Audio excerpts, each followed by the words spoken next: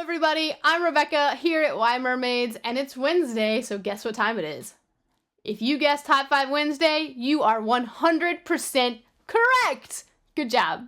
As always, Top 5 Wednesday was created by Lainey at Ginger Reads Lainey, and I have links to her channel and the Goodreads group down in the description box below.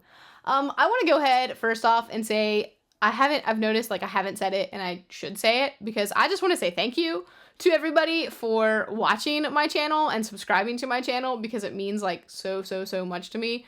So if you don't feel like you have been recognized or loved, I'm very sorry because I do. I love all of you who comment and who just watch my videos. It means a heck of a lot to me and I want to thank you for that.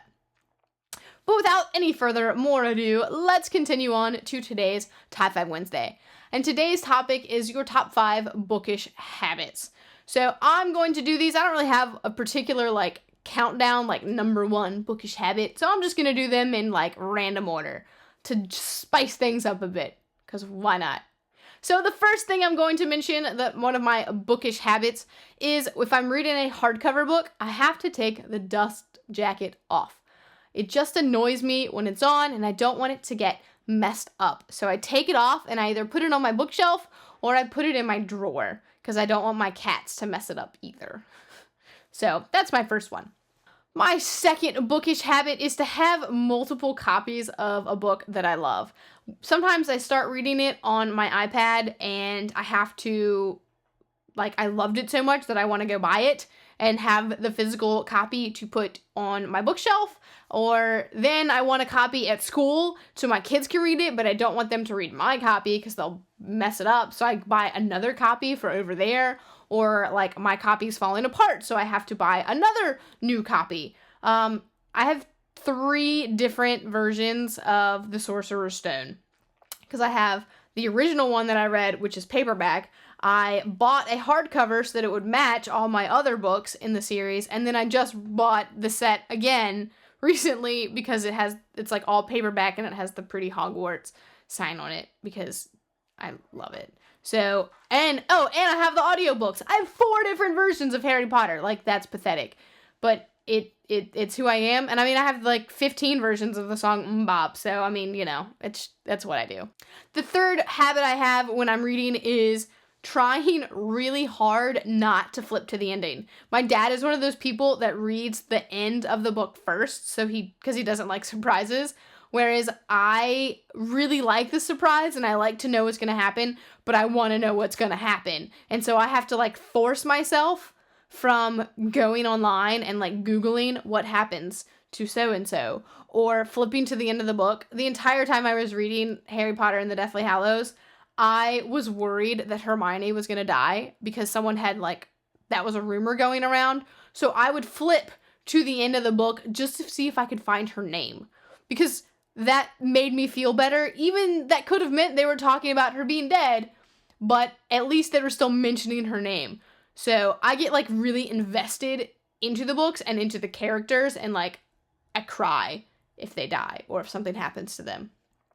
I just don't want them. They're my friends and my family and my lovers, and The next habit I have is if I'm at the end of a book and I really just want to finish the book, I have a tendency to kind of skim the ending, especially if it's the main plot has already been resolved, right? We're done.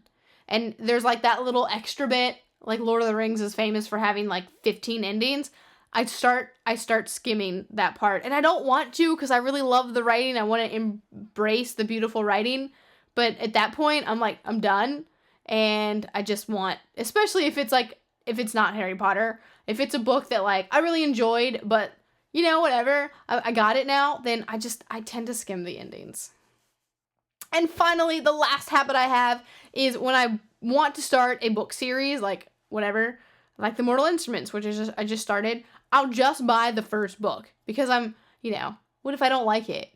But inevitably, I always end up liking it, at least enough to want to know what happens. I'm one of those people that has to know what happens, as we talked about earlier with the ending, jumping thing.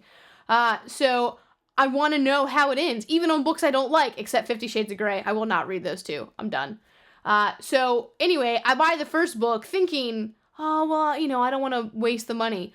And then I love it and I have to go buy the other ones in the series and then I marathon them because I want to know what happens. So those are my 5 top bookish habits that I have.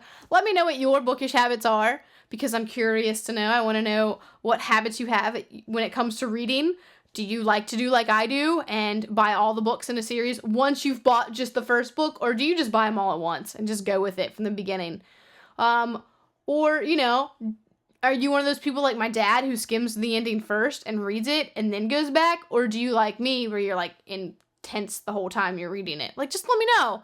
I want to know. I want to have discussions about this. So anyway, I guess that's it for me today. I hope you're having a fantastic week. I am in New York right now, so this has been pre-filmed. If you're wondering why, like, Instagram and Twitter, I'm like, woohoo, New York, and then it looks like I'm at home, it's because I filmed it already.